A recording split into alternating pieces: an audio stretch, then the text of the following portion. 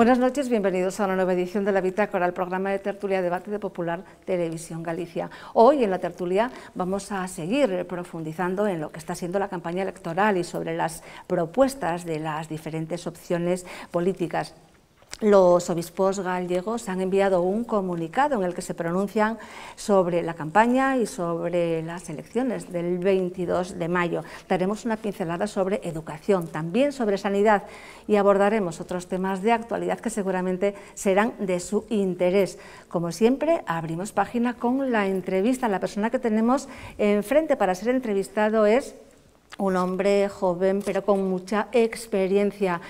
Académicamente es ingeniero superior de montes. Ocupó diversos destinos relacionados siempre con la especialidad suya. En la actualidad es director xeral de Montes. Él es Tomás Fernández Couto Juanas. Don Tomás, buenas noches. Buenas noches. Y bienvenido.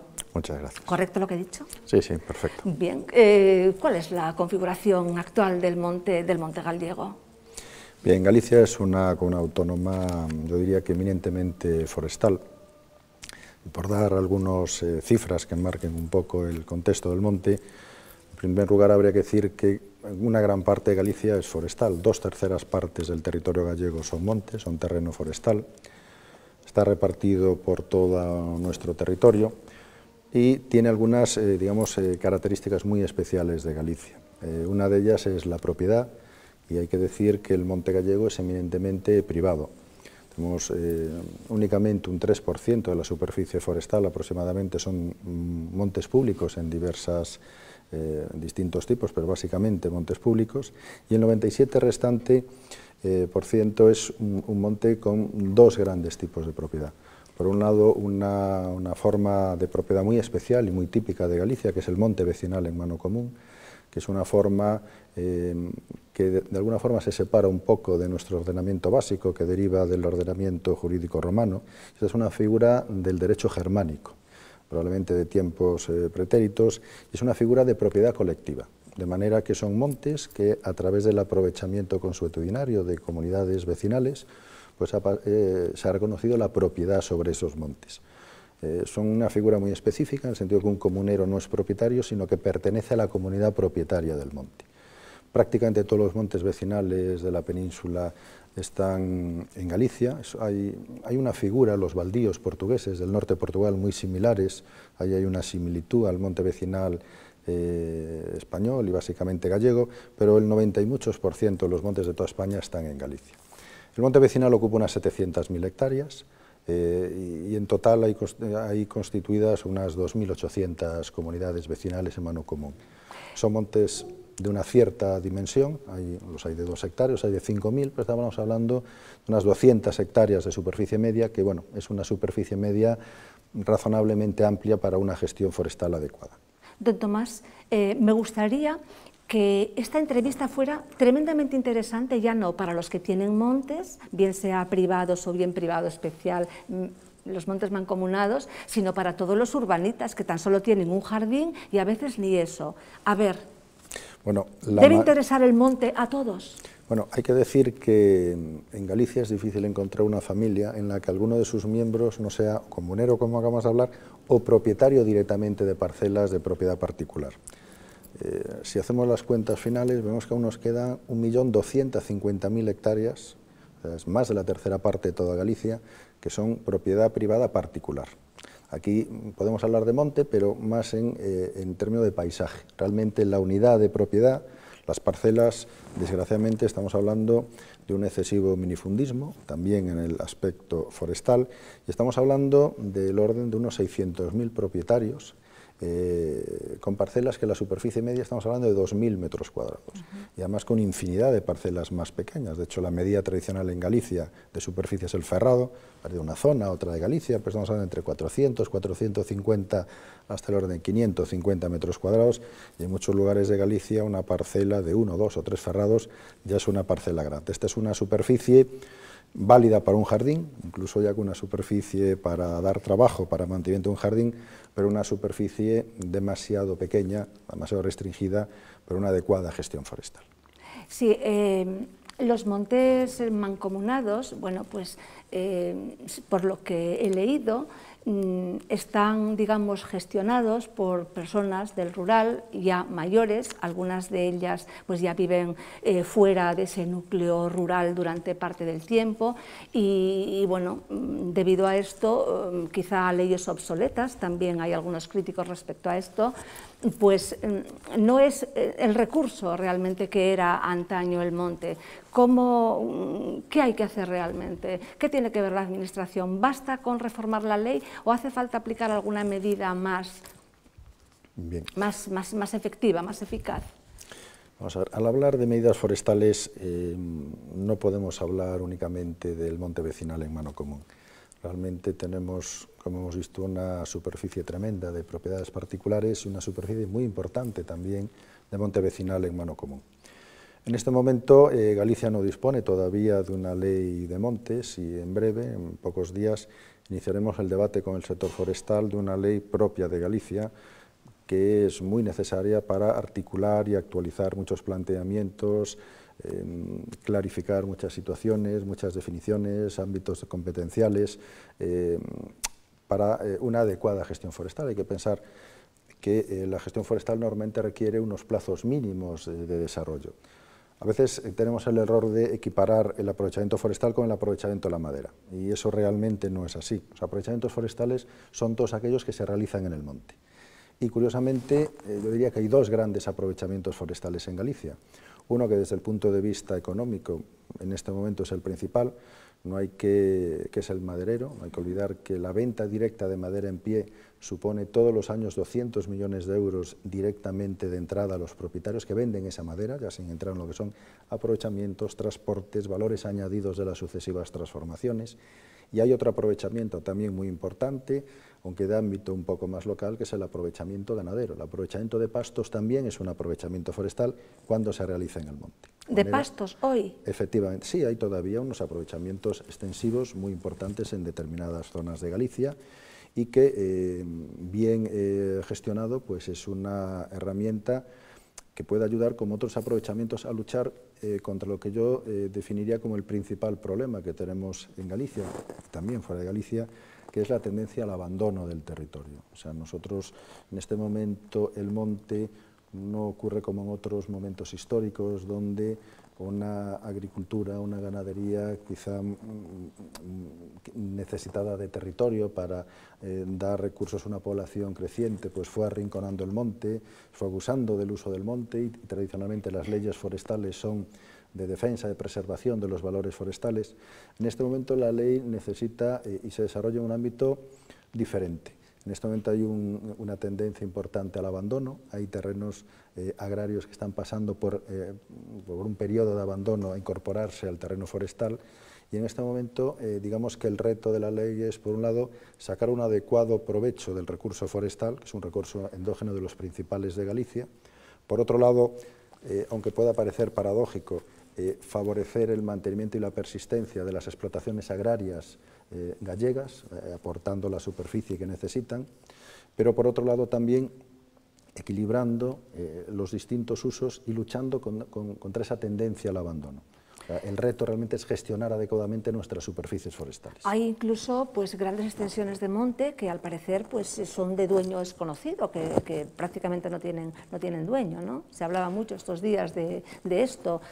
Le digo esto y aparte quiero preguntarle, ¿qué piensan hacer ustedes, por ejemplo, con montes que están abandonados, que sí tienen dueño, pero bueno, que sus dueños no pueden encargarse de mantenerlos pues limpios, sin condiciones, para evitar otra cosa que me gustaría abordar, el tema de incendios? Bien, desde el punto de vista de montes de dueño desconocido, es cierto que ha habido, como todo el mundo es conocedor, en las últimas décadas pues un trasvase de población hacia el medio urbano, desde el medio rural. Por otro lado, a través del sucesivo traslado generacional, se produce pues, un abandono y una desconexión de muchos propietarios de sus propiedades. Empieza a ser bastante común en Galicia que familias que son propietarias de parcelas de monte sepan que en determinados montes tienen unas propiedades, más o menos su superficie, pero no son capaces de delimitar exactamente cuáles son sus propiedades. Los famosos marcos Claro, del rural, no, sí. Los marcos son difíciles de ver, ya no hay a lo mejor en aquel entorno conocedores en detalle del territorio, y esas familias pues realmente se van alejando de sus propiedades.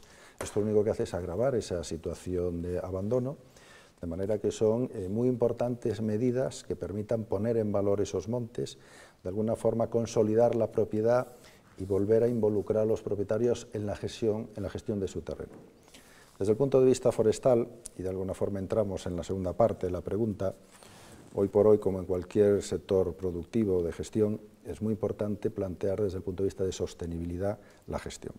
La sostenibilidad forestal y en general, digamos que tiene tres grandes soportes.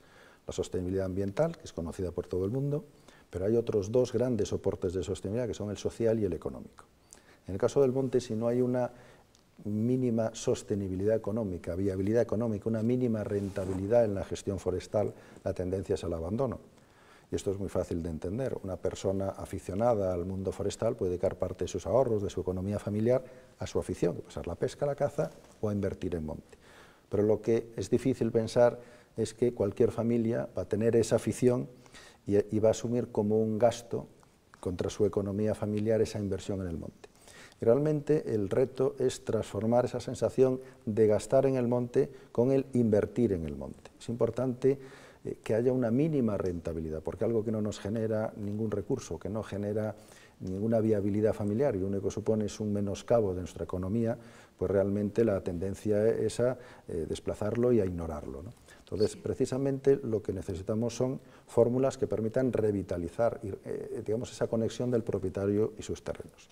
Dependiendo del tipo de propiedad, las fórmulas son diferentes. En el caso del monte vecinal, tenemos una superficie media, como veíamos, de unas 200 hectáreas, con montes incluso de 5.000 hectáreas, una superficie muy importante para Galicia, y ahí las fórmulas van por la vía de la profesionalización. Hay unas líneas muy importantes de gestión pública, donde a través de unos contratos de gestión la administración hace unos anticipos, capitaliza el monte en el sentido de generar unas masas arboladas, unos aprovechamientos, con el fin de, pasado un periodo, digamos, de puesta en marcha, de transferir la gestión a sus propietarios una vez, digamos, arrancada la viabilidad de ese monte. Hay líneas de subvenciones genéricas, pero en el caso de la propiedad particular la línea es un poco más complicada, porque realmente en este momento parcelas tan pequeñas es muy difícil extraer una viabilidad. La madera, por ejemplo, siendo un aprovechamiento importante, es frecuente que sea más costoso el desplazamiento hasta un lugar de un equipo para cortar y extraer esa madera que lo que vale la madera. Entonces, un maderista cuando compra madera tiene que tener un equipo hablando con los colindantes para ver si consigue convencer a un número suficiente de propietarios para que la madera a extraer compense los gastos de extracción. Sí. Hay muchos ámbitos de economía de escala que no son posibles conseguir con tamaño pequeño, entonces ahí estamos aplicando una medida que es fomentar la agrupación de propietarios particulares. Algo que ha dicho que a mí me ha encantado es, bueno, pues ver cómo se consigue ilusionar a los propietarios de montes, sean, bueno, pues privados o privado especial, como usted decía, para ilusionar y hacer que se invierta y no que se está empleando un dinero que no se va a recuperar, ¿no? A mí me parece fundamental lo de ilusionar al propietario, ¿no? Bien, estamos ya casi al final, llevamos como 13 minutos, nos quedan escasamente dos, tema incendios. Vamos a rezar para que este año no sea un año de incendios. ¿Estamos ya preparados para ello? Bueno, yo aquí quería mandar un mensaje de tranquilidad a la población. Se habla mucho de incendios, se magnifica de tranquilidad, el mensaje, sí, pero... No, de tranquilidad responsable. Por un lado, tenemos que ser conscientes de una realidad. En este momento, el número de incendios en Galicia no es el que era. En la década de los 90 estábamos a unos 10.000 incendios de media, de incendios anualmente en Galicia. En este momento estamos a una media de unos 4.000 incendios. Es un número muy importante, sí, porque de fuegos. Hay mucho ardido ya. No, el crecimiento de la vegetación es tan grande que un terreno que a primeros de año haya ardido, en el verano tiene normalmente vegetación suficiente para volver a arder. De manera que no es una cuestión de mucho ardido, es una cuestión de que realmente el número de incendios anual de media es menor de la mitad de los que teníamos. ¿Eso qué quiere decir? Pues que entre todos hemos conseguido mejorar la situación. Ahora, desde el punto de vista objetivo, 4.000 incendios sigue siendo un número importante.